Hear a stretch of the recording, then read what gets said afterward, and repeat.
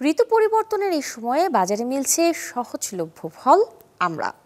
সুস্বাদু এই ফলটিতে আগ্রহ আছে অনেকেরই, যদিও লবণ মরিচ গুঁড়ো দিয়ে কাঁচা আমড়া খেয়ে থাকেন কেউ কেউ, আবার অনেকেই খান চাটনি, আচার, টক তরকারি এসবও।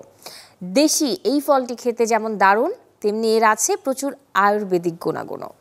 মুখের রুচি ফিরিয়ে আনতেও আমরা খুব উপকারী। এই সময়ে অধিকাংশ পরিবারেই জ্বর, সর্দি, কাশির সমস্যা দেখা যায়। জ্বর হলে খাওয়ার কোনো রকম ইচ্ছে থাকে না।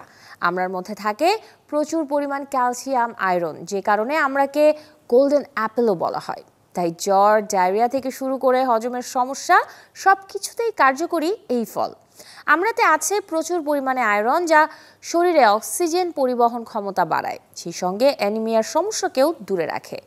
আমড়ার প্রচুর পরিমাণ ফাইবার থাকায় শরীরে হিমোগ্লোবিনের পরিমাণ বাড়ায়, মায়োগ্লোবিনের উপাদানের সাহায্য করে, গ্যাস, কোষ্ঠকাঠিন্য ইত্যাদি সমস্যাও দূরে রাখে এই ফল। সঙ্গে ডায়াবেটিস ও হৃদরোগের ঝুঁকিও কমায় আমড়া।